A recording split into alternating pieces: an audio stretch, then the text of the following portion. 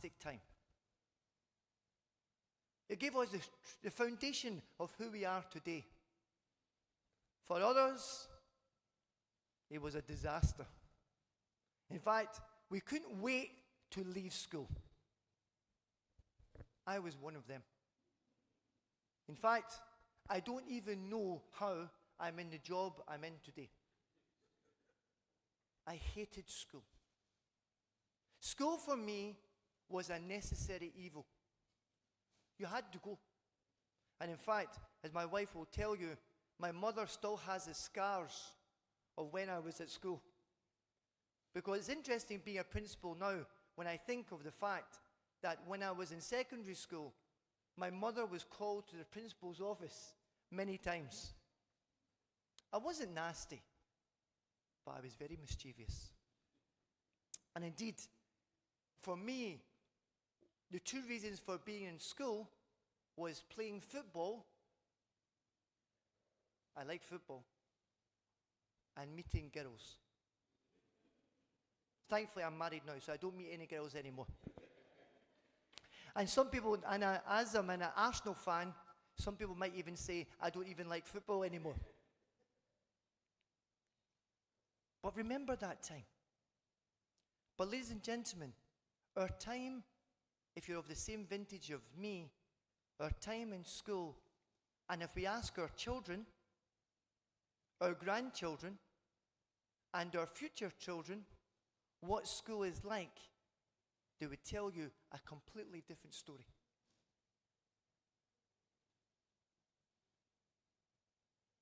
Do you remember when you were younger? There was one question you never asked. That was the question, why? Do you remember those days? You wouldn't dare ask why. If your mother told you to sit there and not sit there, you would never ask why. If you did ask why, you wouldn't be alive to tell the story. But the truth is, our children today, their favorite question is why? Why? And often parents, bless you, often parents think that when a child asks the question why, they're actually challenging you. Yes, they are. They are challenging you. They're not challenging your authority. They're challenging you to give them an explanation why. And we can never suck out the curiosity in our children. And indeed, ladies and gentlemen, although the children have changed, education to date hasn't changed that much. The reality is, most schools still have a 19th century model of education taught by 20th century people for 21st century children. Now that doesn't make sense. How can someone who's of the 20th century possibly communicate properly with a 21st century child? Even the language is not the same. So the world of education is changing rapidly. And it can be difficult to keep up with all the latest trends and developments. In this address, what I would like to do is I'd like to explore 8 key predictions. So this morning I'm going to give 8 predictions of how I see education going. We have to stay informed. We have to be involved in seeing the trends. And ladies and gentlemen, I would say that we have to use technology for us to really understand where we're going. So here we go. Are you ready for the 8 predictions? If these predictions come true, then I'm going to become a very wealthy man. Prediction number 1. Online learning will continue to grow. Online learning has been around for many years, but it really took off during the COVID-19 pandemic. Many schools and universities were forced to transform to online learning. And this trend is likely to continue in the future.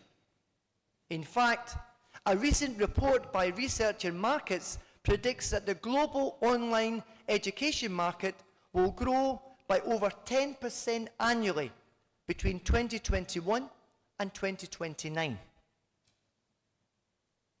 Now, there are many benefits to online learning, including increased accessibility and flexibility. Students can learn as they can at their own pace and from anywhere in the world. Online learning is also more affordable than traditional in-person learning, making education more accessible to a wider range of students. As we look ahead, the future of learning will likely see a continued expansion of online education, driven by the accessibility, flexibility, and cost-effectiveness, which will reshape how and where students engage with their studies. But may I please share a warning? As parents, we must become more aware of the activities our children are doing online. Technology can be our best friend.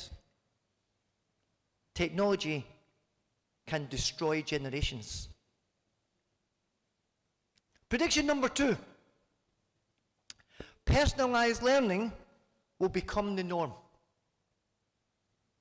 Personalized learning is a method that involves tailoring learning experiences to the needs and preferences of individual students. This approach is becoming increasingly popular and is predicted that it will become the norm in the future of education. In traditional classroom settings, teachers often deliver lessons to a large group of students with the opportunity for individual attention or customization being reduced. However, with the rise of technology and data analytics, personalized learning has become much more feasible. The benefits of personalized learning are significant. Students can learn at their own pace in a way that is most comfortable and effective for them. This leads to greater achievement and retention, as well as higher levels of academic achievement. Think for a minute.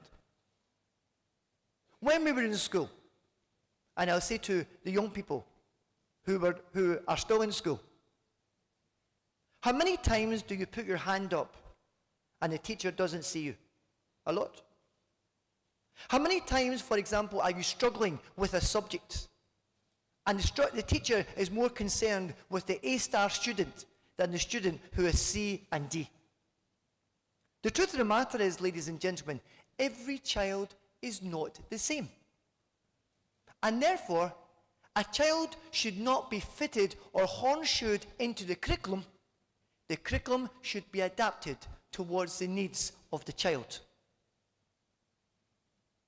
According to a report by the Gates Foundation, schools that have implemented personalized learning have seen significant improvements in student outcomes. For example, students in a personalized learning program in Chicago's public schools showed a 50% increase in maths proficiency compared to their peers in traditional classrooms. The idea is you take the shoe and you make it fit the feet of the person needed. As personalized learning becomes more prevalent, the future of schooling will increasingly focus on tailoring educational experiences to meet individual needs. Our students must be treated as individuals, and I appeal to parents. Please do not compare siblings. How many times have we heard this? You're not as good as your brother. Why are you not like your sister? Ladies and gentlemen, You do not want one child to be exactly the same as the other child. And also, I would say to parents as well, and I would say to the young people, don't compare yourself to anybody else. You are you, and love the person that you are. I've been told I've got 5 minutes left, so I need to go very fast. I'm going to jump to prediction number 5. Learning will become lifelong. In the past, education was typically something that was completed in the first 2 decades of life. The reality is, ladies and gentlemen, as society is changing, as the jobs market is changing, we actually also have to change. People of every vintage, of every year group, have to adapt and have to upskill and reskill. Prediction number 6.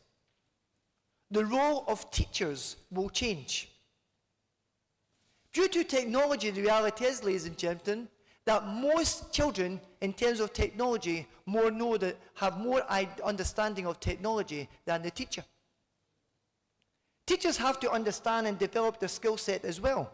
So away from the idea of the teacher being the fountain of all knowledge, the reality is the teacher becomes a facilitator of learning. The teacher guides, supports, and mentors. Prediction number 7, and I can see my clock is ticking very fast. Competency-based education will gain traction. It's not about A stars, it's not about A's, it's not about B's or C's or D's. It's about understandings and students achieving objectives. That's the real world. Prediction number 8. Education will become more global. We already see it. For example, back in the day, if I can use that phrase, back in the day, Nigerian parents would traditionally send their children to the UK, if they had the resources, the US, now Canada, and as we know, Canada has now become part of Nigeria, as far as I can see. But we're now going further. We're going to Hungary. We're going to Lithuania. We're going to the Ukraine. And thank God, many are now coming to Ireland. So let me finish very quickly. In conclusion, ladies and gentlemen,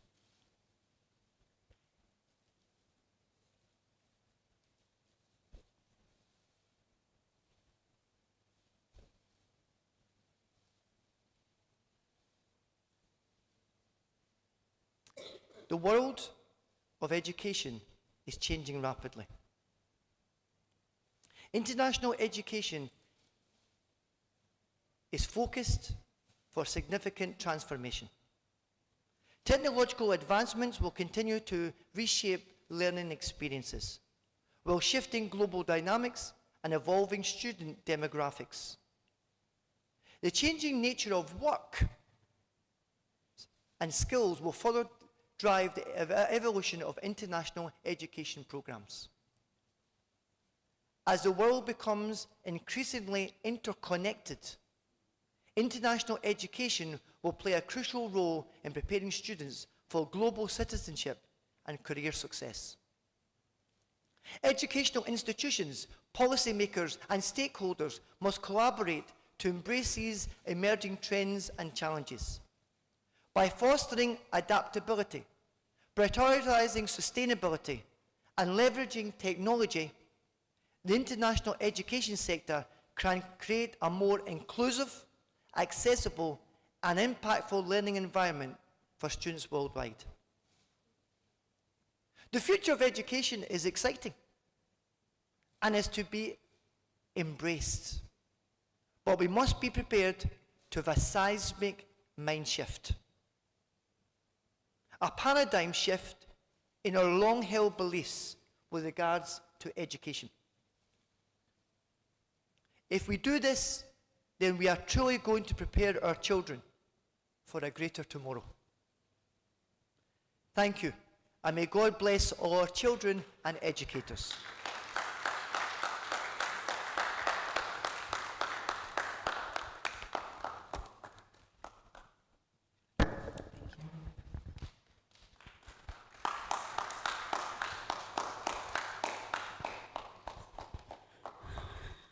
Thank you, Mr. Kevin Donnelly. I must say, first and foremost, I will not allow you to only profit from your predictions. I'm going to place my bets on that. Okay, I want to introduce the next speaker, Mrs. Dolapo Fatoki of Peace International Peace International Academy, found at the Redemption Camp, Moe. Thank you so much. Good morning, parents. I've just been told I have 15 minutes, so I've got to make it happen between now and 15 minutes. Good morning, everyone. Parents, students, everybody that's present, and school reps as well. Hello. Nice to have you in Nigeria. So I think the title I was given has 3 prongs to it, so I'll try and take it one at a time. So the first thing I'm supposed to be talking about is you got my name, Dolapo Fatoki. I'm at Peaceville International Academy as the principal. I'm supposed to be talking about the most in-demand skills of the 21st century. And when I looked at the topic, I was thinking, yes, this is a time to talk to some of our parents, where we love grades in Nigeria, and I love the fact that we love grades, and we're constantly thinking, all A stars, that's what you must achieve. Or nothing but A stars. The person that got it didn't have 2 heads, so what happened to you? Why don't you? Those kind of conversations. Yes, they're still very important. We need to have them. But they're extremely basic. And I'll tell you why they're basic. Because almost everybody can achieve them with a lot of support. So if I want to use it in the layman language of Nigeria, it's pure water, right? Does it make sense? So what we need to be doing as parents, I'm talking to us as Nigerians, we're looking elsewhere for so many opportunities that might be open up to our children, but these opportunities do come with extras that you need to be looking into. There's certain things we call them soft skills, but they're not really soft skills. They're really essential skills. That's going to bring the basic skills plus the essential skills to get you to a level of competency. So, first of all, I'm going to talk about critical thinking. There's a problem. You need to think about the problem and get a solution. The solution to those problems are not in the textbooks as they're written. They need to be adapted. But if a child's mind is not opened up, every opportunity, every problem that lies there is an opportunity. They don't see it as a problem, but we moan. The next thing you'll hear from a child is like, oh, I'm going abroad because Nigeria is this, Nigeria is that. Yes, it's not the best of places, I agree, but then we have to make it work by thinking critically about the problems we have here and how we solve it. Does the 8 stars do that for us? Do the 8 stars do that for us? Not quite. So we need that plus collaboration. Very, very important. And I'm going to come home to my colleagues that are seated here. I think I've met you before. I've never met you, but I've heard of both of them. I've met you while I was in my former school, but I've heard of you as well. Our schools are just like 20 kilometers away from each other.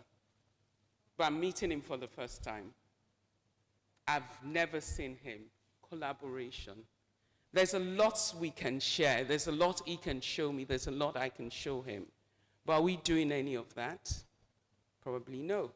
We're in our little silos, and we're thinking, drive the numbers, drive the numbers. But a child from my school will meet a child from your school, and they can learn from each other.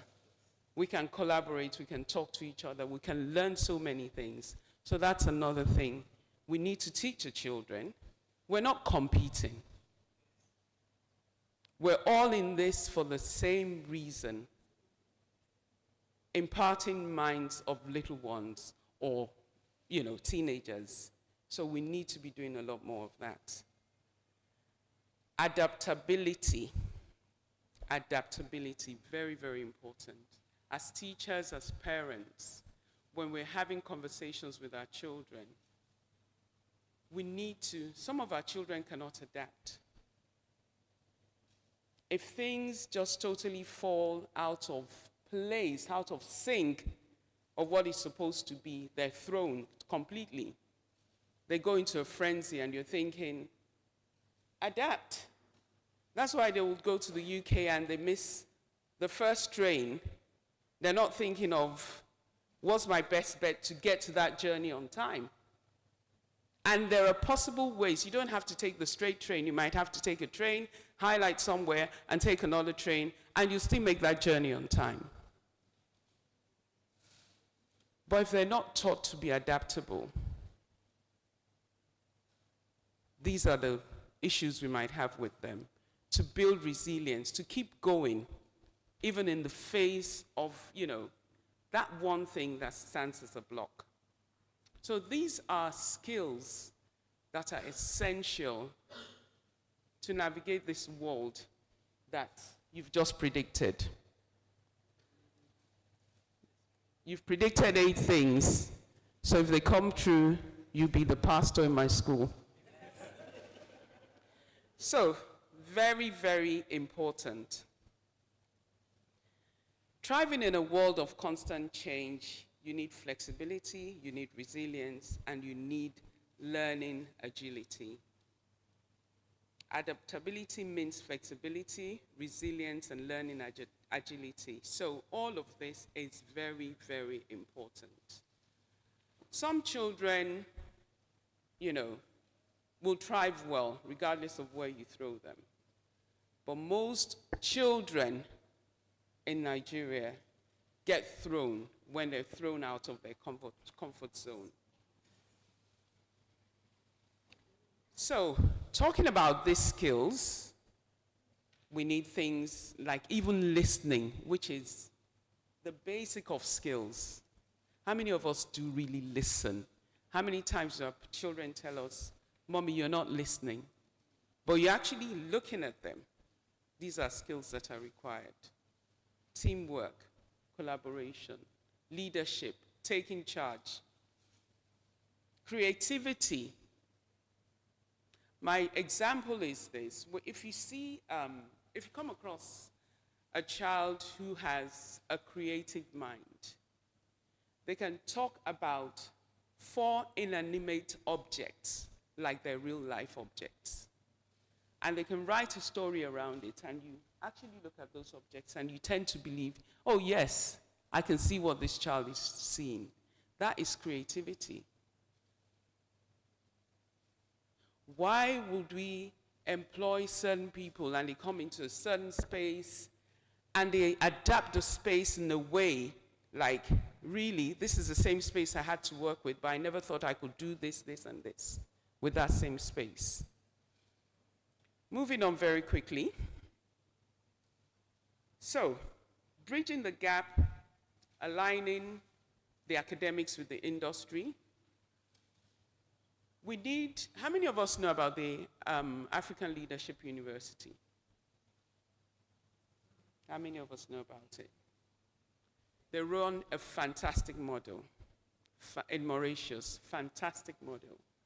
So if you go into that university and you study a course like business studies, or let me try and use something a bit more, maybe management, leadership, any course, whatever project you do, you're going home to your home country to use that course to find a solution to that problem. You're not doing anything abstract. You're not doing anything, they take you back to where you're from. So if you're Nigerian and you go to the African Leadership University, what happens is, whatever course you study, you find a problem in Nigeria and you write towards solving that problem. How many of us have heard about the Capstone project? capstone project. Yes. These are the kind of models they follow through. So, we as Nigerians, we're in a country where we look around us and the days of petroleum engineering is over. I hope we know that. So what would we be encouraging our children to study now to replace that? Do we know those days are over? The days of Shell? Yes. Mobil just got sold, I think, to Renaissance. Yes. Pardon? Shell, sorry. Thank you. It's into oil and gas, so that's why I speak, So, exactly. So, those days are over. So what should we be, encouraging them to study now? I need answers from the audience. Yes. Cybersecurity, yes.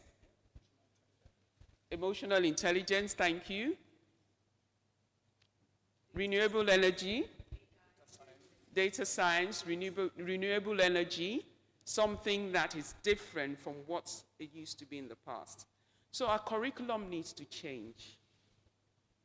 Our curriculum needs to change. I'm not even going to go into the alternative curriculum we have in Nigeria, apart from IGCSE. That's a joke as far as I'm concerned. A big joke. Time up, 5 minutes more. Okay, let me keep moving. So we need to be looking at things like work-based programs. We need to send children out into the industry to have a feel of what's going on there. Skill internships, apprenticeship, stuff like that is what we need to be looking at. Some children go through, which is our, culture here. Yes, you're 16, you're 17, go to university, you're 18. They finish, at the end of the day, they said, Mom, I've done it, what do I do next? But if they had like 2-3 things they wanted to study, and they were able to do 3 months in each of those industry, will they be better guided? I'm sure they will. But we don't even allow them that. A child says, Mommy, I want to do a gap year. And it's like, whoa, hell breaks loose. What's that? What do you mean? Your players are in university. Your children, Mrs. X children is in university. You should be going there. No gap year, not in my house. So you'll be graduating after a day, and you both finished from day waterman. How is that possible? You know those conversations. We should be looking at things like internship, apprenticeship, looking at even other qualifications. There are NVQs to various levels. There's also what you call the BTech that goes to various levels. And they're as good, if not better than IGCSE. There might not be things that, we have access to in this environment. But when these schools are seated around here talking to you about it, trust me, there are qualifications that are worth looking at. And I know in the UK that I'm a bit familiar with. Students that have gone through apprenticeship and some extended work experience are preferred to, or even NVQs and BTech, are preferred to straight graduates from universities. They are, because they have good knowledge of what they need to do. So we need to be looking at industry certification, which I think some of this happens in the oil and gas industry, where there's industry certification. So we spoke about cybersecurity, data analytics, competency mapping. You spoke about individualized learning, which is very, very, it will be the way to go. Not one cap fits all. Not every child can thrive with the same type of curriculum. But, I was with British Council on Tuesday and we're having this conversation that do not just expose us to IGCSEs. Children should be able to have a curriculum that suits them. Not all children write an exam and do well with exams. There are alternatives in so many other parts of the world. But the only thing we're exposed to here is the IGCSE. And then apart from that, maybe I should end on this. If you have a child in a school that does the IGCSE, please, please, please ask the principal and the exam coordinator. It's not just one paper that they write. They're coursework papers. So they're coursework papers where your child can actually do a coursework before they write the final exam. So if you have a child that doesn't quite do well writing the whole 100% examination, ask the principal. They might not know. And if you want to do yourself a favor as well, go on to the British Council or, British Council, Cambridge website, and have a look at what's happening there. So, a call to action. We need collaborative partnership between the academic and industry and government. Who's in government here? I know you're not likely to own up this morning. Invest in innovative teaching methods and technologies.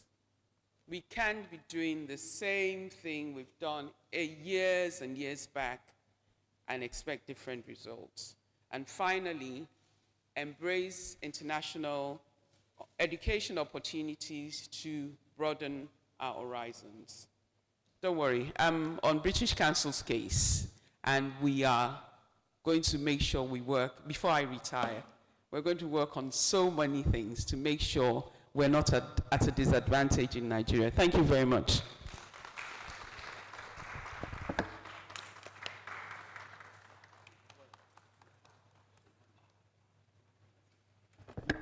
Thank you, Mrs. Fatoki.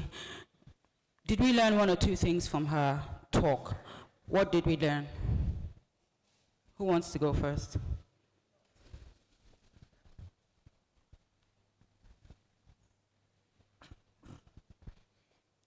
Well, thank you very much, the first speaker and the second speaker. It was quite, was quite illuminating. While you were talking, I was just asking myself, just like what the gentleman said there, that we should think back when we were students. Yeah, it came out, and I recall that we used to be told that education is all about all-round development of a child. But it seems to be shifting. It seems to be going into a niche, in a niche form now, that you identify skills or you identify the talent of a child and try to,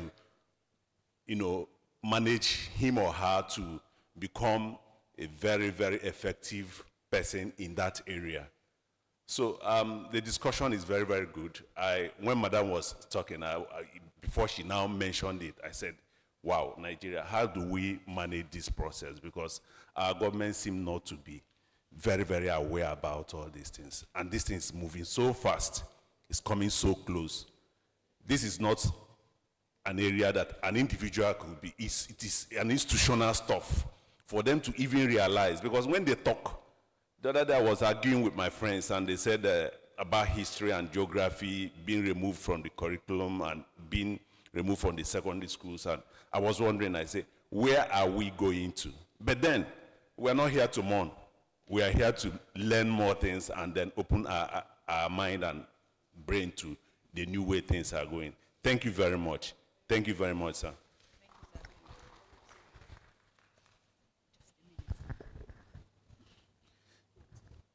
Good morning. I came in slightly late, but I came in when towards the tail end of the principals, the British International School principals lecture, but I heard Mrs. Atoki's lecture, and hers was very introspective. What I really got out of it, just to summarize, is that no heart fits all. I got that. No heart fits all. And she talked about, talking about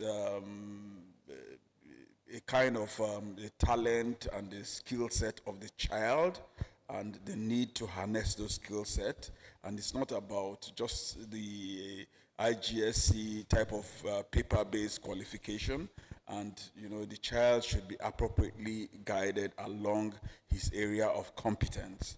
It's not essentially that, you know, that's route that, you know, we parents, it's not about the A star thing.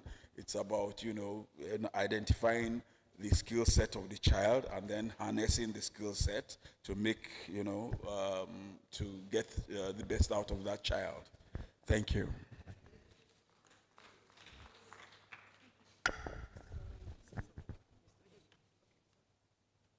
Sir, first of all, thank you so much for that. What I would say to you is what Madame said, and I was sitting here. I don't think I've actually written so many notes. So, Madame, thank you. But the truth is, the education system for our schools in Nigeria, and I'm talking about the private schools first of all. These schools can only change if these schools change. Because the reality is, these schools here are expecting the A stars, the A's, the B's, the C's, but that's the reality. So the truth of the matter is, the whole world has to stop and have a real good look at what education has to look like for tomorrow. The whole world has to sit and discuss it. Because the truth is, we are actually setting our children up presently to fail. They are passing exams, but they're not passing the exam of life. Because the children we actually have, as I said at the beginning, our education system hasn't changed that much for centuries. Someone teaches you a curriculum, you read, they give you an exam, you pass, they give you a certificate, and that certificate might take you to a job. But the reality is, ladies and gentlemen, the reality is we're not preparing children for life. So what we need to be doing is, and Madame talked about it, there has to be a big conversation. While tinkering the curriculum is not solving the problem. There has to be a big conversation whereby we sit down saying, what are the needs of the world? And how do we meet that? Because, and actually for me, I think the whole world has to stop and look at that the curriculum in schools has to be more skills-based. And those skills have to be transferable. No matter where I find myself, I have the skills necessary to go and take it on. Very, very quick, I don't want to speak too more. One more thing. Denmark has on their curriculum a subject called empathy. Empathy. They teach science, they teach maths, they teach English, they teach empathy. Imagine what it'd be like if every one of us was empathetic towards each other. The world has to change. And the people here in this room are the people who are going to change it.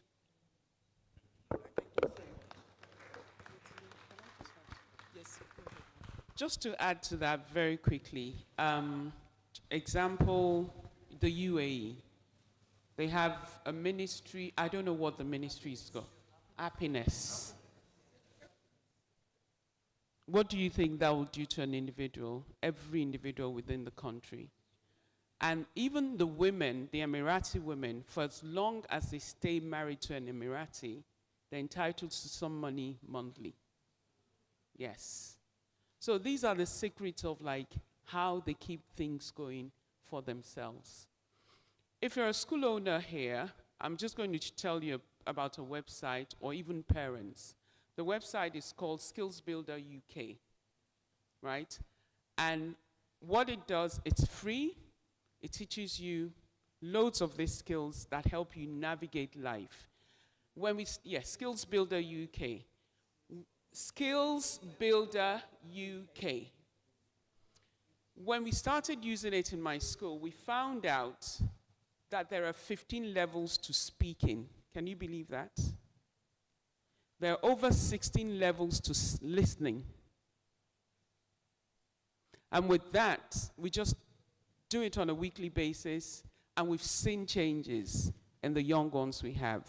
So look at it, look how you can be a part of it, and it'll be beneficial to you even as the adults sat here. Thank you.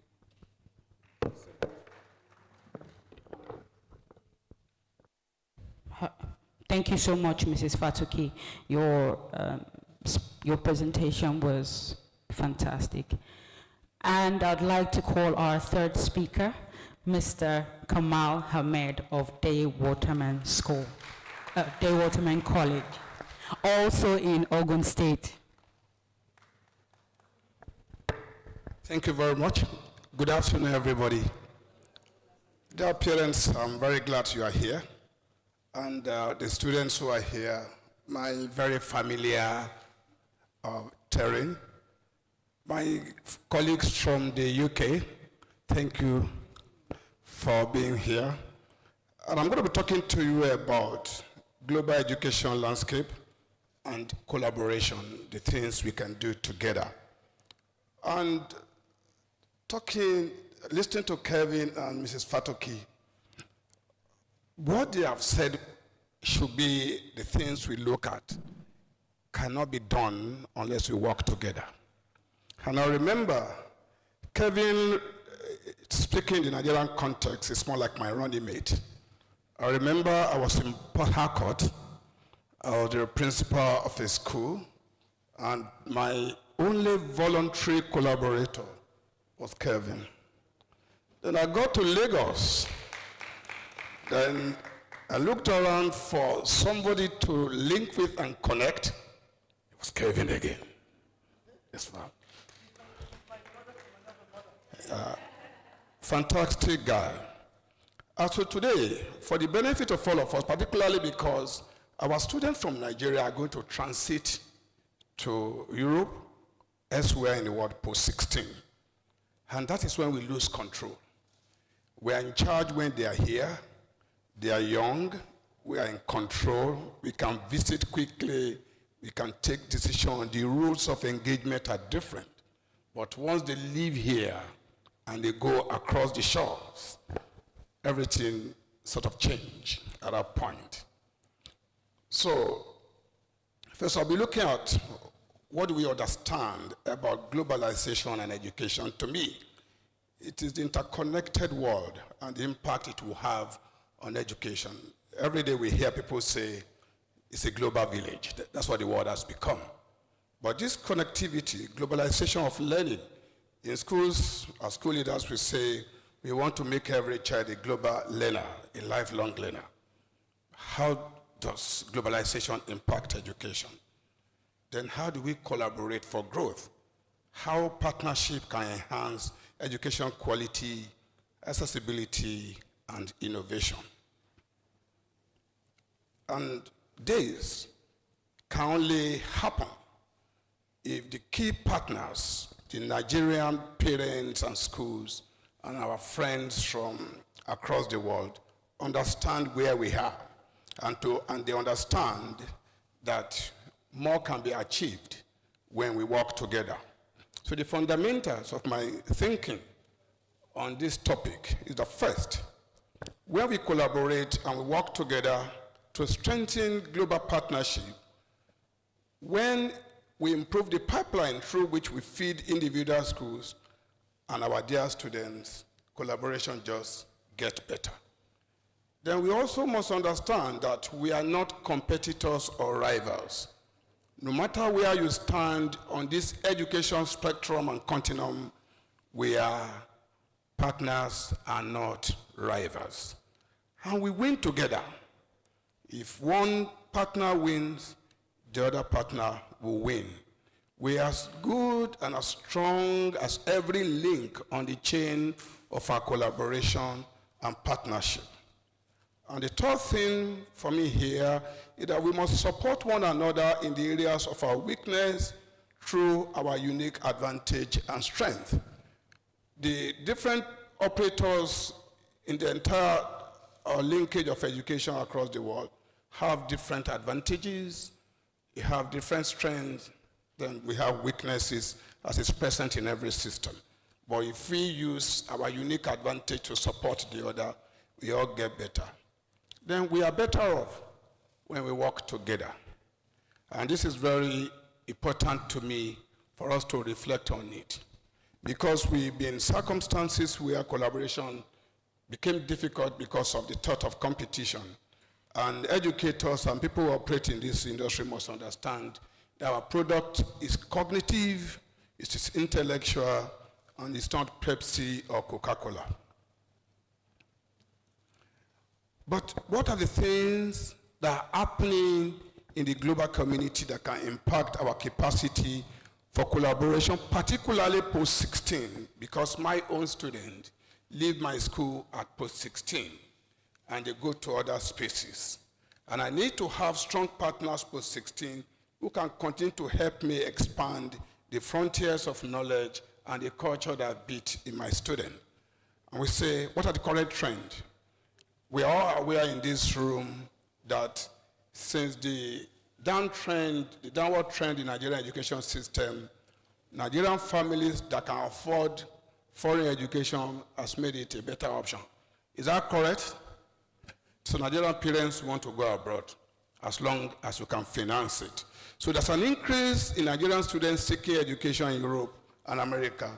Like Kevin just reminded me of, Canada has joined, Poland, Ukraine, and the Mauritius are all getting on that list. So that is the changing trend. Common pathway, where do students go from here? Yeah, we have many of them going to high schools in UK or elsewhere in Europe, but they can only just get on this pathway. Some people get scholarships, either government or private sector scholarship. And we must all be looking out for where these scholarship opportunities are. Some also get direct admission. Some go through the foundation programs. Some go through A-level, and some through schools exchange programs. These are the pathways your kids have ahead of them going into the future. But what are the challenges you face in looking at any of these options? First, cost. Some 5 years ago, it was easier to have many Nigerian parents sending their children abroad on the ground, on the account of a stable foreign exchange regime. But in the past few years, in the past 2 years, it's been crazy. It's been very difficult for all of us, those who have kids in undergraduate levels and those of us who have kids in the PG school. It's been a tough one. So that will always be there. And then Nigerian parents also, and the children also face a challenge of visa application approval. The foreign countries that are the popular destination for Nigerian kids make it difficult for us to get into those countries. And this is limiting the capacity for collaboration. And my friends from elsewhere in the world, please have this at the back of your mind when you are dialoguing with your country leaders. Let them know Nigeria is a great country, and a lot of our young people are talented, gifted, and they're very good personalities. Not all Nigerians have bad intentions toward other countries. We do not necessarily want to go and stay in your country if you are not adding value. Please, we cannot collaborate well if it's difficult for us to get access, entry to your country, even with the best of intention. And I want to say it here that for Europe and the UK in particular, education, foreign education funded by Nigerian parents is an economic agenda. And they must not lose sight of that. Beyond the value they add, Europe and America are interested in Nigerian kids because of the huge financial advantage we offer them in terms of growing the economy. And we must understand that it's an economic agenda, then it must be made to be easy, or that the ease of doing business must be up there for all of us to be able to relate. Then I want to look at what are the economic realities and their impact.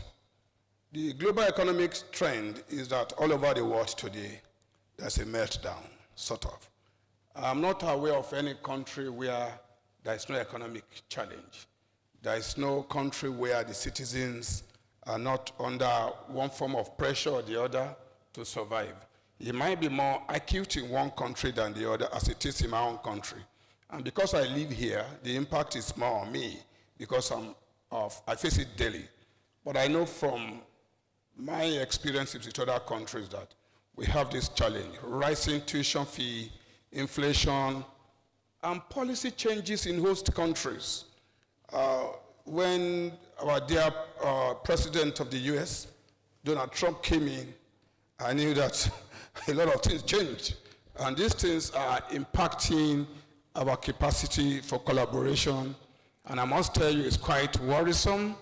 And nobody knows who takes over the next country and what policy changes we are going to experience. And what does this do?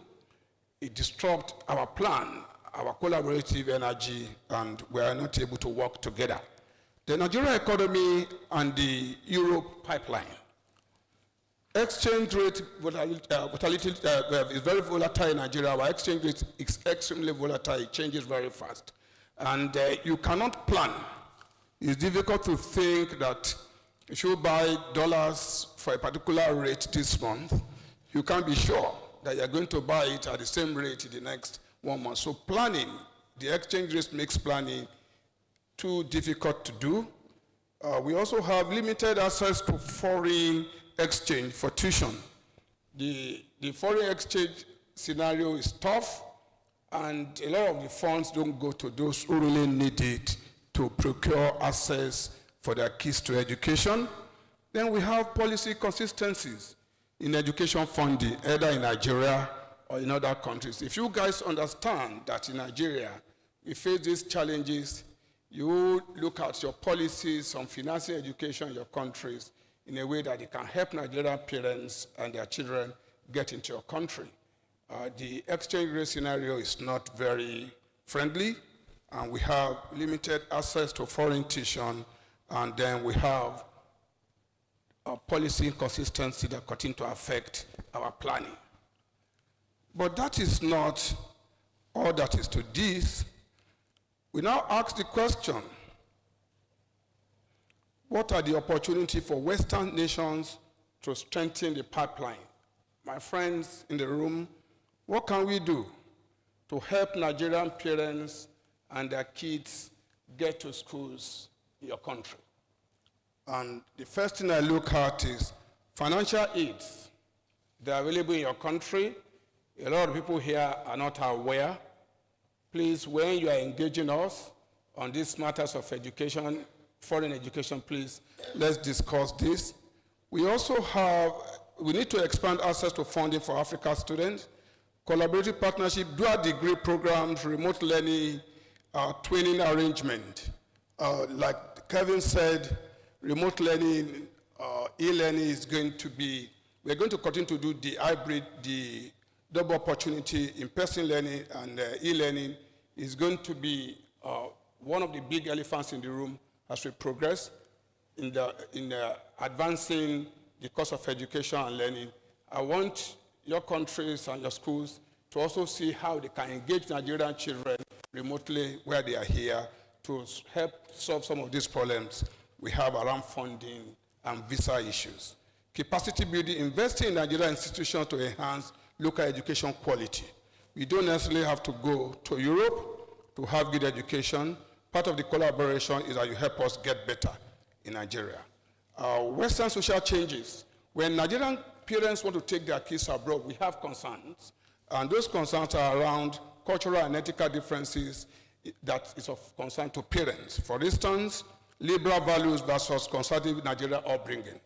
The values in Europe and America today is sort of worry to parents because your environment socially is a lot more liberalized than us. We are still very conservative. We have rules guiding how we want to bring up our children. But once they go across the line, we lose that control, and many parents have suffered this because they practically just lost the kid to send abroad. So we want us to see how you can infuse some of our values into the education system in such a way that our confidence level in what you offer will be stronger. Autonomy and family-driven decision-making.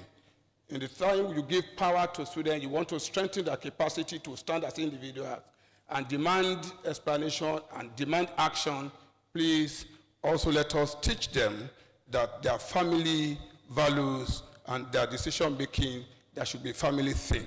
Parental fear, influence of Western ideologies and values that can impact discipline, safety concerns, racism, and discrimination. These are the big elephants in the room that we are thinking about, and they are of concern to Nigerian parents. And these things, no matter how far-fetched they sound, they are real, they happen. And unless we address those issues with determination and sincerity, Nigerian parents will continue to worry about this collaboration that we think we should have as a form of handshake with our brothers in diaspora. Implication for transatlantic education, bridging the gap, how schools can address these concerns.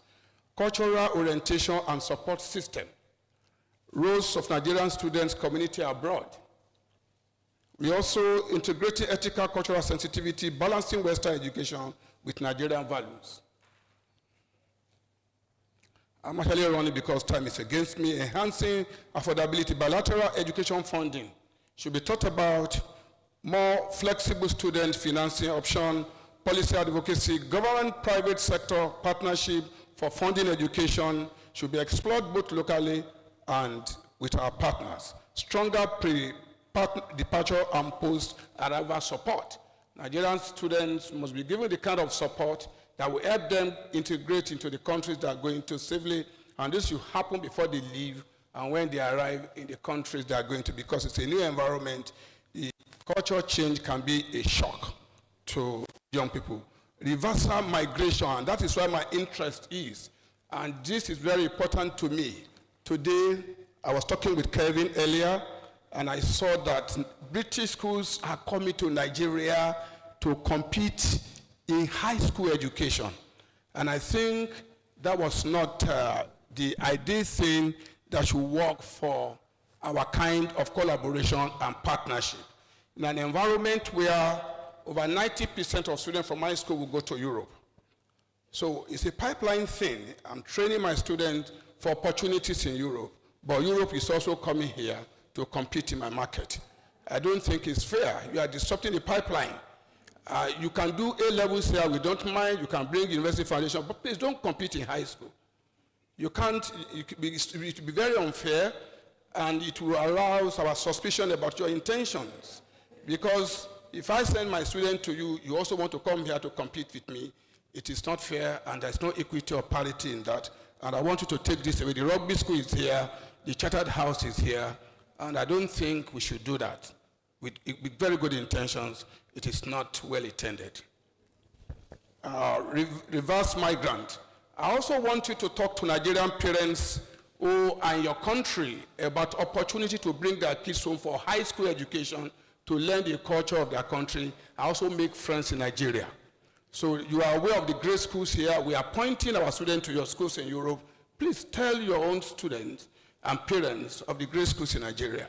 Nigerian kids for the high school years should come here to come and see what we do, make friends in our country, and then we take it as we are in partnership. Together, we can build a stronger, globally connected education system. Sustainable education growth requires collaborative effort. Nigerian stakeholders must advocate for policies that strengthen international education access. Western institutions must become inclusive and supportive of African students. Today, all stakeholders are here, apart from government, and I hope, is government here? Please, to my friends from the government side of things, please, we need to force an education roundtable to happen. The scenario is changing so fast, and we're still where we used to be 20 years ago in our thinking. For us to be part of the changing scenario in education all over the world, we must sit down to have a roadmap with accurate, properly thought through timelines. I wish all of you a great time. Let the strength of the collaboration grow stronger and bigger. Let it be fair. Thank you very much. God bless you.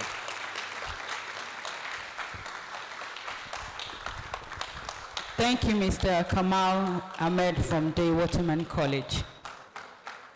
Okay, I'd like to ask our partners, would there be a future collaboration with the, going from what Mr. Ahmed said, future collaboration with the schools in the UK and Nigerian schools? I think that's very important.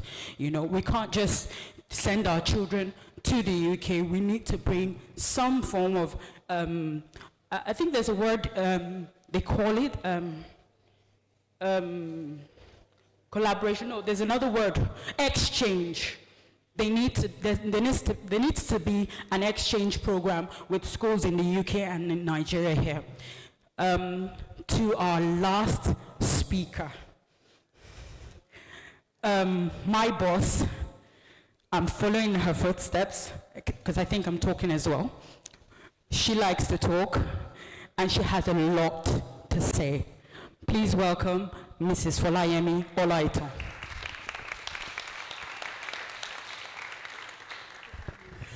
Thank you so much. I think it's amazing. I want to thank all the speakers. I want to thank Mr. Kevin Donnelly. Thank you so much. I want to thank Mrs. Dolapo Fatoki. Thank you so much. I want to thank Mr. Kamal, Ahmed. Thank you so much. And I want to thank every single parent here today. And I want to thank all our partners from the United Kingdom. Thank you so much. I know they're sat all there waiting for us to start the Education Expo, which we're having immediately after this. I want to bring to our attention, I know some of us know and some of us don't. I also want to thank Zenith Bank because Zenith Bank has done an amazing thing supporting me. My account is with Zenith Bank and Zenith Bank does good. So if you don't have a Zenith Bank account at the moment, oh God, this is free adverts. If you don't have Zenith Bank account at the moment, they're right there at the back. Do visit Zenith Bank. Okay, now getting back to our matter. Earlier on today, we had a scholarship examination, and we had about 45 different students, and 2 different schools, the Mount St. Mary's College and West Buckland School, actually organized that scholarship. So part of their give back and collaboration with the Nigerian community is the scholarships that they're given.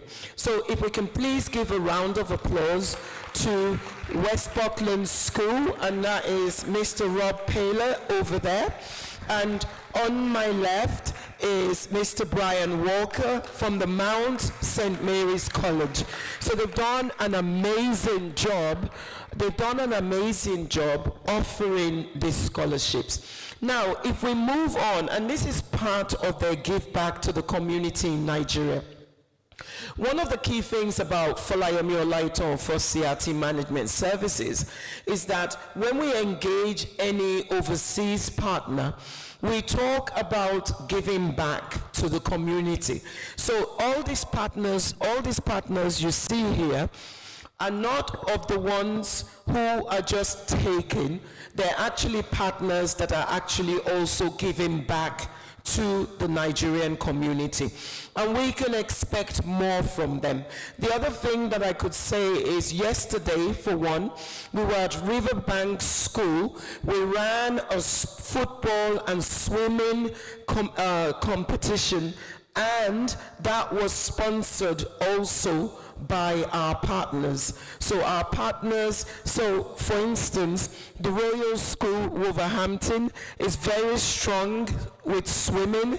They offered large trophies to winners within the swimming, who did the swimming. Also, Farrington School, I don't know what's happening to this microphone. Can I have another one? Okay, it's working now.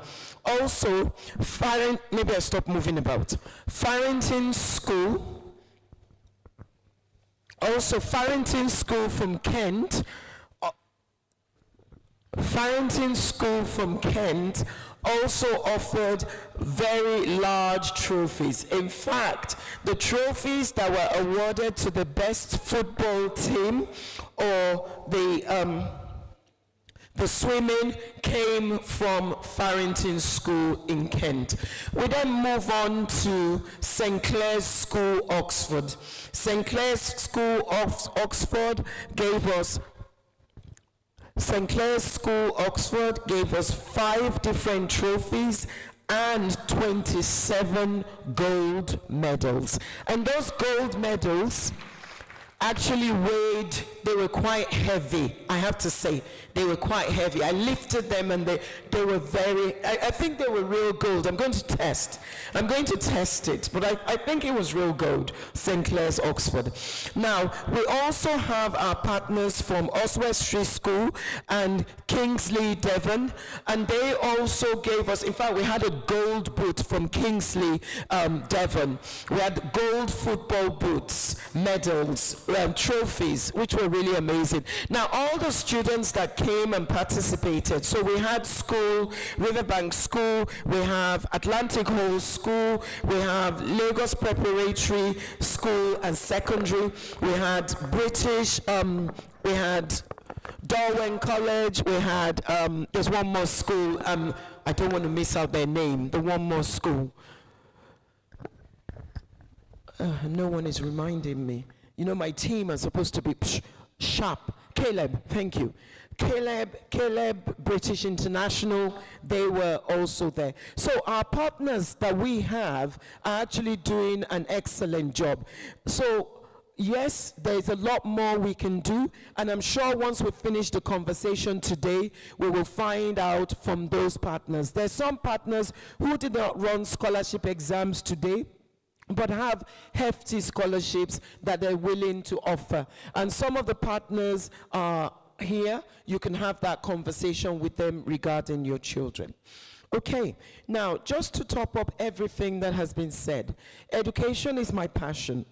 And my passion is not just to send your children abroad, it's to actually match them to the right institution. So we always look at the schools that we're partnering with just to ensure that they will be able to offer your child the right education, not just academics, as we've heard, but to produce an all-round student. I think that is so important, a well-rounded student. That is what we're hearing about the skills. You need to have skills. Your children need to develop certain skills, and those skills are work skills. Mrs. Fatoki gave us a website that we can visit. Mr. Kamal spoke about collaboration between the different schools. Mr. Donnelly spoke about 8 different things that he predicted was going to happen. Online schooling was going to happen. It's going to increase and get a lot larger. And you know, we're looking at so many different areas. So as parents, I just want us to have broad minds, engage us. You know, most of the time, I think we kind of leave the education professionals on one side and parents on one side. Let's work together as well. Engage us, speak to us. There's a lot that we can share with you. Like Mrs. Fatoki spoke about apprenticeships. She spoke about BTECs. How many people know about BTECs? Say. That's what she was saying. That it's not just the IGCSE qualifications, that there's a lot more, and we need to be aware of what is actually available. There's the IB diploma, there's the BTECs, there's apprenticeships, there's MVQs, which are more project-based learning rather than purely academic. Yes, for some students, the academics is great. Some students want to just go through the academics, but then we're asking the question, are you able to think outside the box? Once you've gotten these 12 A stars, are you then able to think outside the box? Because what then happens, can you critically think? Because if you're not able to think outside the box, then there's a problem. You may have the 12 certificates, but when you get into the work environment or business environment, there was the list: adaptability, flexibility, collaboration. All these words are words that we need, and you would need them in whichever school that you go to. Education indeed has become global. It's flat. Education is flat. You can be in any part of the world now, and you can study, and that learning will be used within the business space or within the work environment. But you must get work skills. They call them employability skills in some places. You must get them. You must be, if you went to a country for the first time and you were suddenly put on the spot, how are you going to navigate yourself to your destination? So let's say, for instance, you got a taxi from the airport, or you landed in the airport in Heathrow. Most of the schools here are from the UK. You land in the airport in Heathrow and there's nobody to pick you up. How do you navigate yourself from that airport to the school that you're meant to go? Would you be able to do that? That is the question we need to be asking ourselves. Would you be able to do that? Or would you have to call mommy and daddy from that spot and get mommy and daddy to hire a taxi to come and pick you from the airport and take you to Reading, which is probably going to cost mommy about £600? Is that what you're going to do? Or are you going to whip up that phone that you spend all your hours on and log into the airport's Wi-Fi, realizing that it's free, and say, transport, how do I get from Terminal 4 to Kingsley School, Devon? Or how do you look online and get the number of Kingsley School, Devon, and say, okay, or Cardiff Sixth Form College, and say, okay, I've got the number, I'm calling them, I'm lost, I'm at the airport, how can you help me? So those are some of the critical skills that we are going to require. I thank you all for your time. Again, I'm conscious of time. And I thank you. I'm going to end it here because I could go on. First CRT Management Services, you can find us if you just type online, First CRT Management Services, we will definitely come up. And there's so much that we have to give. So and there's some parents, I'm looking here, I can see some of our parents and some people who are using the services, and I thank you. I can see different moms with their children here, dads with their children. I can see a family that I love and treasure over there. Yes, mom and dad waving at me. And I can see a new family that we've just met. We're building our relationship as we go along. I want to say thank you to all of you and for trusting us.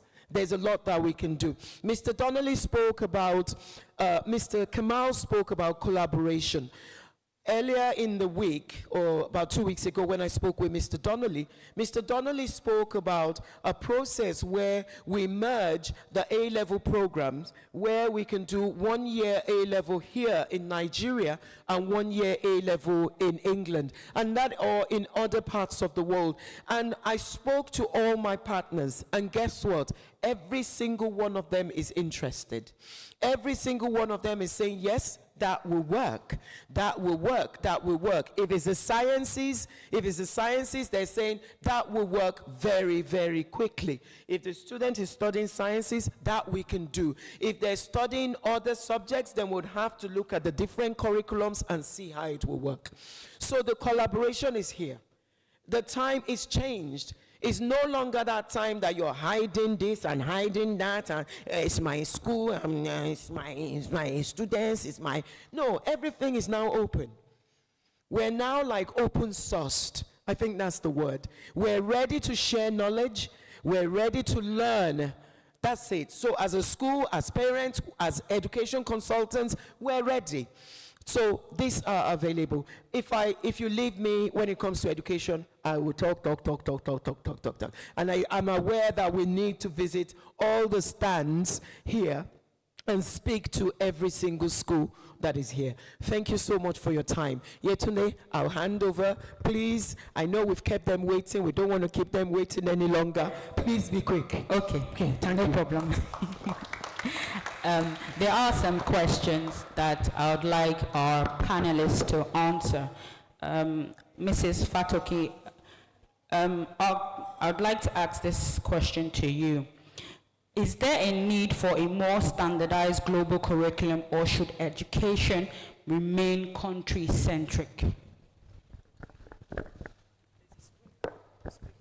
Very interesting question. A 5-year-old in the UK will be doing what a 5-year-old in America does at a standard level, in Canada, in Australia, anywhere. So the schools that come up with British, Nigerian, American curriculum, I'll have to stand up. This is where I get the energy from, being a teacher. It's all nonsense. Truly, it is all nonsense. Because at the end of the day, the only difference you might have is, for example, the history that is being studied. Okay, if you school in the UK, you'll probably be asked to study the history, the English history and all of that. We can do the same thing in Nigeria, but we can pull it together by looking at similarities and differences. And why should any country be studying the history of another country? But if you talk about the core subjects, which is math, English, science, ICT, right? Those subjects, we are all teaching the same thing, giving it names that we can relate to within the environment that we live. So, curriculum is very universal. The only thing is, you finish at 18 in some countries. Most countries, you finish at 18 because that's adulthood age, and that's when you can actually get into a higher institution. Okay? But I know this is a country where we run ahead of ourselves. Some finish at 14, and they're ready to go into university. But curriculum anywhere on the core subject is exactly the same. Maybe in America, and they do math, they have calculus, they have 4 strands, algebra, numbers, and all of that. But we still teach the same thing.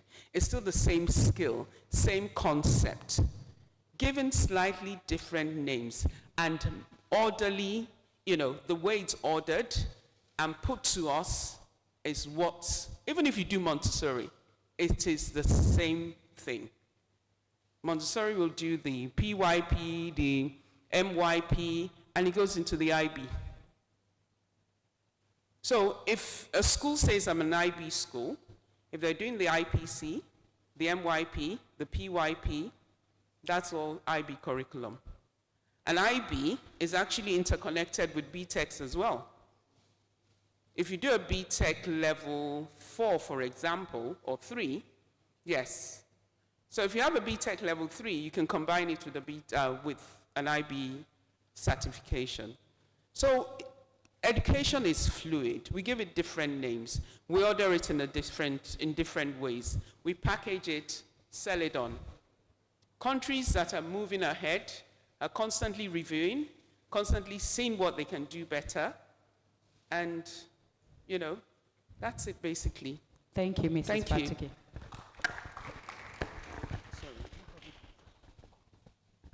So, Mr. Donnelly, this question is for you. Can you answer it in about 2 minutes? Okay, how can we bridge the gap between students from diverse socioeconomic backgrounds? Okay, so being a teacher, let me stand too. A student is a student. A child is a child. No matter what side of the tracks you are born, every child deserves the same opportunity. And the truth is that I think this is where significantly private and public partnership has a key to play. If we look at, we'll talk about Nigeria if we can. We look at our country. I'm saying our country because I've been here for 9 years and my wife is Nigerian, so that equals I'm Nigerian. The truth is, if you look at Nigeria, the public schools in Nigeria are a disgrace. And I will go far as to say, in my own view, the curriculum is not fit for purpose. And it's no surprise, because the truth of the matter is that the policy makers regarding the curriculum all went to government schools. The civil servants have come from government schools. So the truth of the matter is that's what they know. I think private schools should be doing more with public schools. For example, in my own school, for example, we do a community project whereby my year 10 students go to my local government school and teach. Because I think if you're from a certain background, then you have an obligation to actually go and share what you have with others. So I think private-public partnership is one. I think also is that there's a lot of people in Nigeria who have money.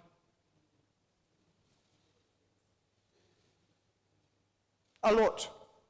Do not let anyone say that Nigeria has no money. There is money. But we're spending the money on useless things.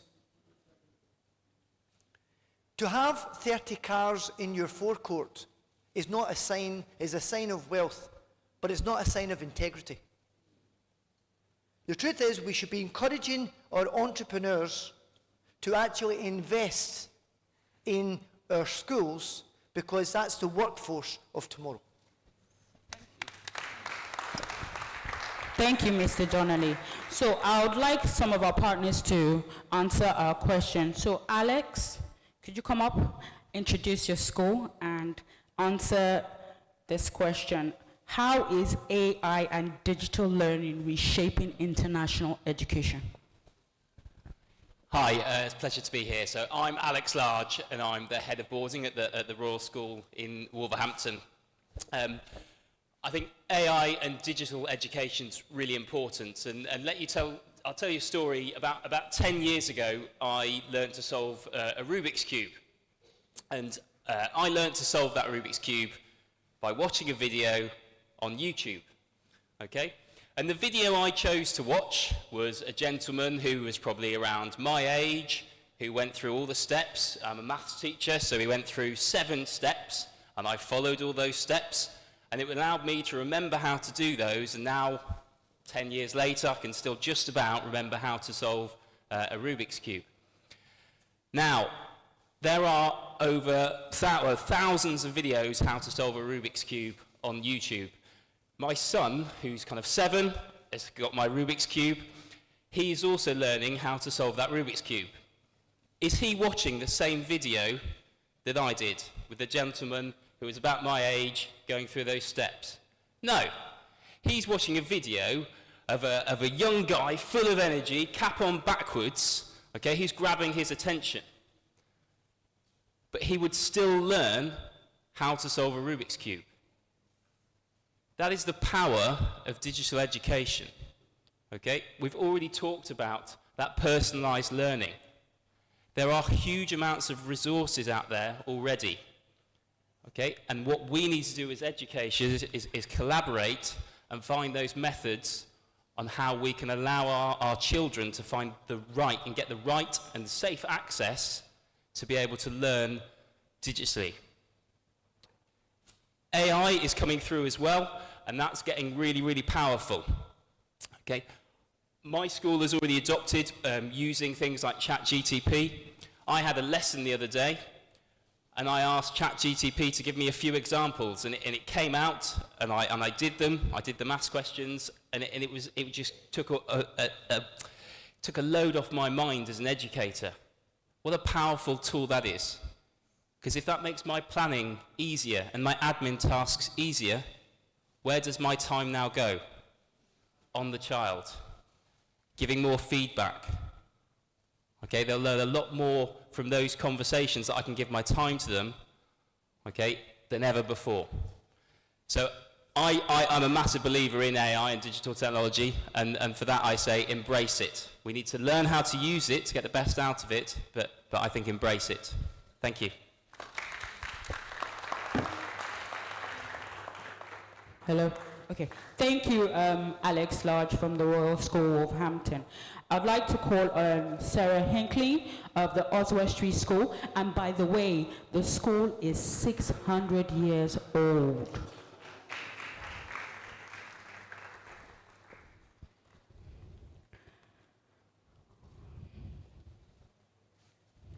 Okay, Sarah, this question goes to you. What new skills should boarding schools prioritize to prepare students for the global universities?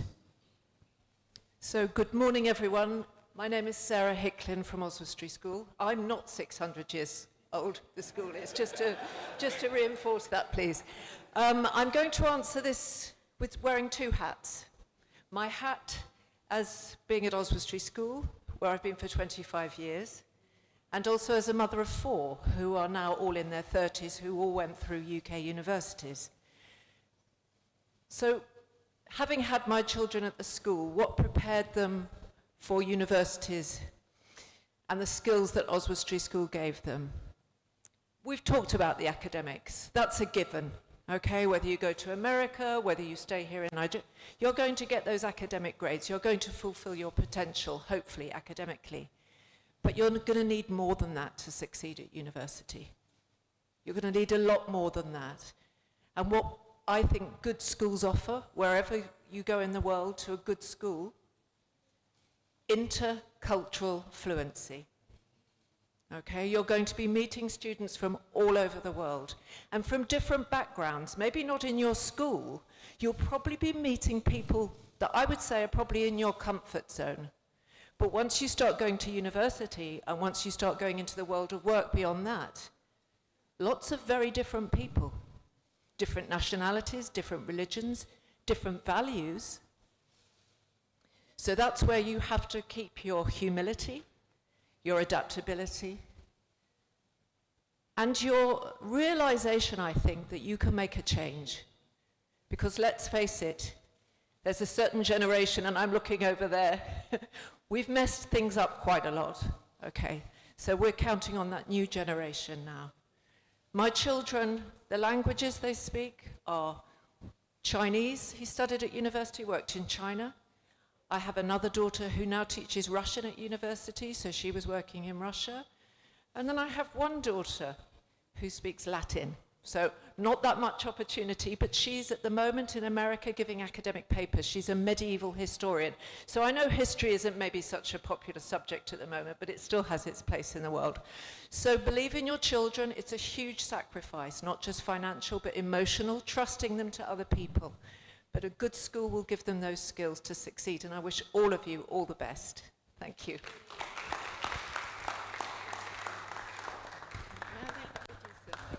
Hello. Thank you, Sarah Hinckley from Oswestry School.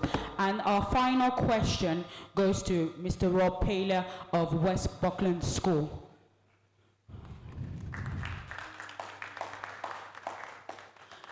So Rob, as you're coming up to the podium, are hybrid and online programs a long-term alternative to traditional international study? Good morning, everyone. Well, actually, I think it's good afternoon now. They are, and I feel well placed to make an assessment of that because we've already been offering them at West Buckland. About a couple of years ago, I put together an online program of the EPQ. If you haven't heard of it, it's the Extended Project Qualification, and it's about the closest thing you can get during the sixth form years towards actual preparation for university. We engaged with schools in China, and those Chinese students, using the videos that we'd created and the online support that we'd provided, were able to undertake that EPQ program in just 7 months. They all got very good grades and they were all very happy, but as we've mentioned before, it isn't just about the grades, it's about what that experience gave them as young people and how they felt more confident to succeed and flourish at university in a foreign country, and one which, yes, I admit, isn't always as welcoming as it could be. So I think those sorts of courses really do have a place. But while I've got the stage, and Yemi isn't alone in loving to talk, I just think that one of the things that you might want to consider when you're trying to establish whether or not a school is for you is what they're doing about these. You know, when you look at this, and it's a pretty unimpressive phone. It's a pretty unimpressive phone, but basically, all of these phones are hugely addictive. What we have... Okay. What we have here is probably one of the most significant, unplanned, uncontrolled social experiments in our history. And so I think if we want to respond to the challenges of tomorrow, we've got to find ways in which we can teach young people how to adapt their lives in a way that they are not content consumers, but content creators. We have to make sure that we don't just ban technology, that we integrate it in a controlled way that affords young people the strength, the discipline, and the ability, therefore, to engage with these hybrid courses in such a way that is healthy, that is balanced, and is positive. So lots of schools these days have really strong mobile phone policies. And you want to ask yourself the question, do I want my child to go to a school where we just say, no, there's a blanket ban? Or do we want to go to a school where we try to teach young people how to cope with technology that will inevitably be a feature of their lives? Thank you very much. Thank you, Rob Paler. So we have come to the end of our educational symposium titled Navigating the Future of Global Education. But before I wrap up, I would like each of our panelists to share one sentence key takeaway for everybody present and those watching live. Ms. Fatoki. Hey, thank you very much. The one thing I would say is get your young minds and even yourself to acquire skills that goes beyond just education. What we refer to as soft skills. They become essential, important, and what we will need in navigating the world ahead. IGCSEs, given. 2-1, even at university, is a given, right? These days. But then, when you go for that job interview, when you are representing yourself, how do you project yourself? How are you perceived? Have you got the skills that invite me to want to work with you or even associate with you? So please, those skills are very important. I'll just say this very quickly. Have you lately noticed in Nigeria where we have a culture that a 17 or 18-year-old walks up to you and says hi? Yes. Yes. It becomes a concern. This is where we need to raise our voice and talk. Good afternoon. You greet, but there's appropriate greeting in this culture. And we must go back to those things. Don't allow a 17-year-old to just say hi. Don't. So, thank you for that. I think for me, my takeaway is you have to be open. Don't have a closed mind. The person next to you could be the person who actually will take you to where you actually want to strive to.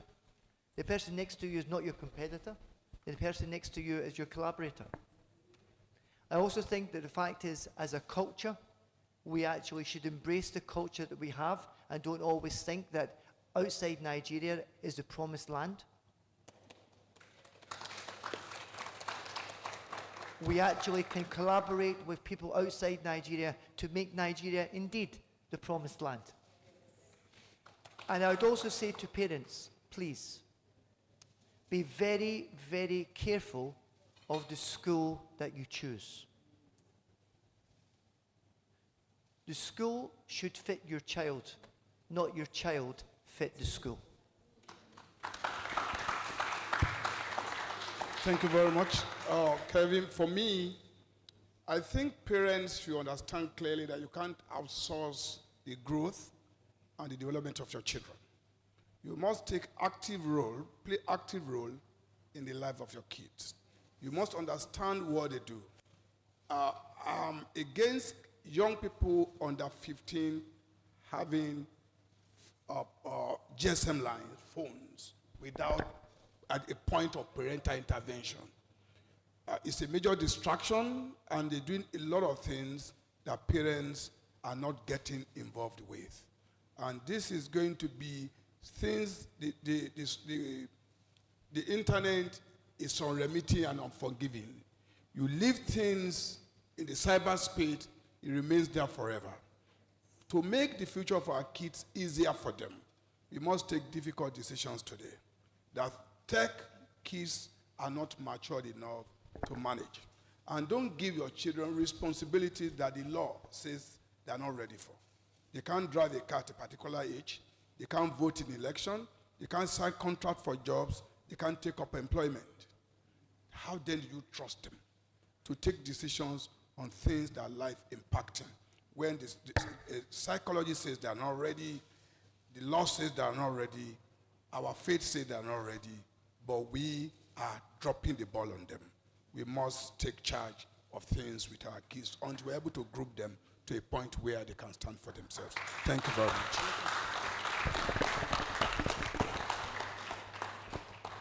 All right. A lot to consider. A lot to consider. A lot to take in. Thank you so much, everybody. Thank you so much, Yetunde, my able assistant. You've done very well. Thank you. I'm proud of you, as always. Okay. So we've come to the end. I've kept our guests, our honored guests, very long. Thank you so much. Some have come from Abeokuta. Some have come from the Redemption Camp area. And I'll leave Mr. Donnelly as, yes, sir. Please let Mr. OK Akpa please talk. Thank you. Just a comment. Yes, sir. Just listening to the various speakers, I think this is an eye-opening session. I researched hours no end when my children were going to move to secondary school. And it was difficult because all you read are stuffs on the internet and all that. Now, there is a challenge for you. How do you take this program a bit backwards so that parents can listen to this before they make a decision where the children are moving from primary to secondary? This, for me, is very critical because sometimes we are speaking when it is too late to make some critical decisions and change. The point he made that we should look for school that fits our child and not forcing the child to fit into the school. Now, if we have a session like this, I can tell you, Sister Yemi, you know how passionate I am about this. So. Yes. I can tell you that corporate bodies like the company I run would be very interested in working to make sure that parents listen to sessions like this when they are about to make this critical decision. Because that, for me, is the critical point. Yes. Thank you. Thank you so much, sir. We really, really appreciate that. You wanted to say something, sir? Go ahead. Thank you very much. Thank you for your comments. It's very important to me. This is something I've wondered about for a long time. Parents want to safeguard their financial asset.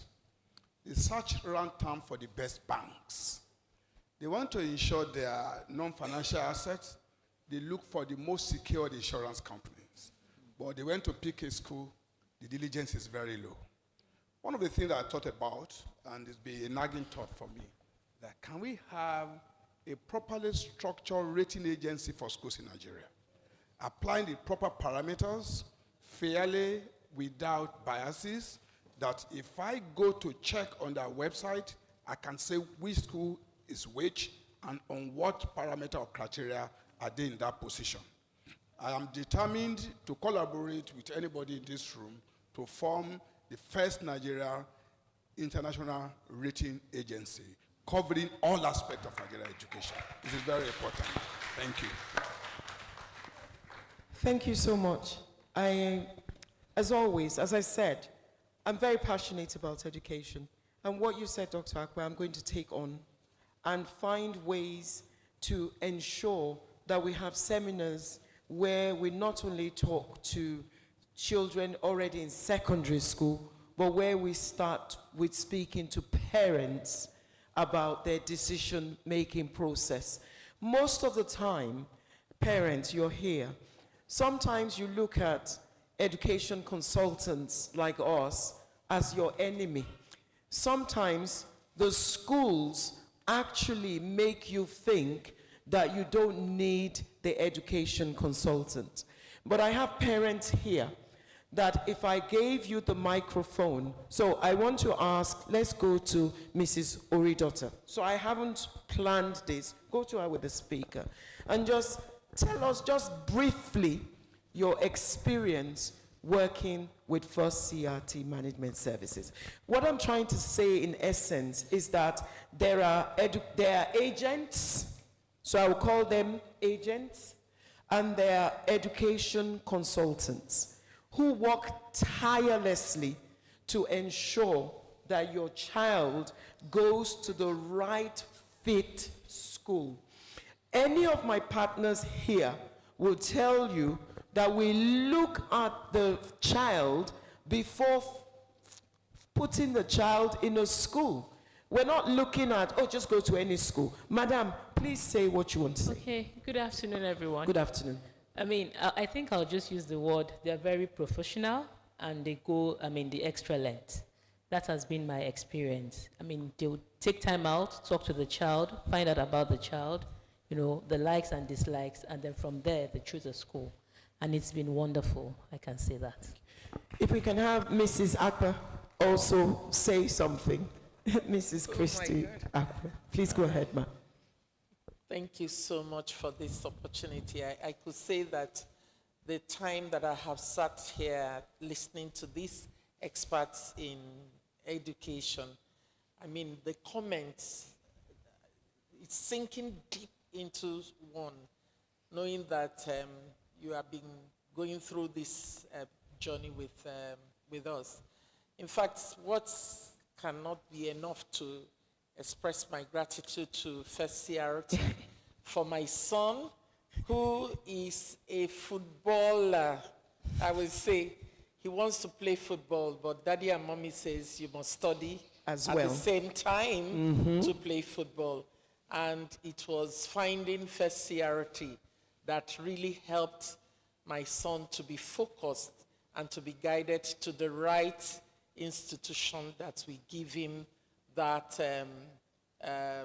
his dream, that balance. Yes. You want to play football, but you must go to school at the same time. And I thank God that they had direct interaction with the child, not just interacting with us as parents. They were contacting the child directly and mentoring that child to have that confidence and be able to also see through the microscope or through the view that the parents, the way we are looking at is different from where the child is coming from. So the first CRT, that we are able to merge the two views together into one to be able to achieve the purpose. So based on that, thank you so much. Thank you. Thank you, madam. And it's not about we getting a pat on the shoulder. Sincerely, I am passionate about your children. I am passionate because I'm also a mother. I've got 3 children of my own, and they've gone through this educational system. and I see some of the challenges that they face, and I see how they overcome some of those challenges. And even some of your children, I see how they overcome certain challenges, and I learn from it, and I utilize it for other families. Time is up. I want to say thank you so much. What I would like you to do, the education fair is now open. Please visit all the stands of our partners and speak to them about the schools. Thank you so much. Thank you, Mrs. Fatoki. Thank you, Mr. Connolly, Mr. Donnelly. Thank you so much, Mr. Kamal Ahmed. And you know the names of the school. It's Day Waterman College, it's British International School, and it's Peaceville International School Academy. Thank you so much. Thank you, everybody. Please now we can visit the stands of all the different schools. Thank you so much.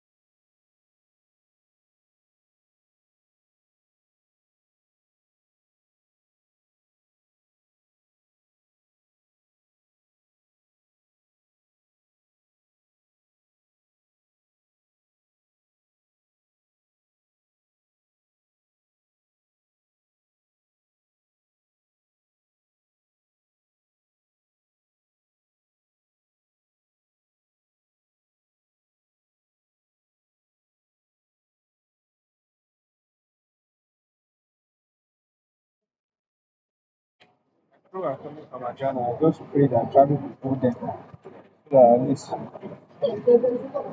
look at,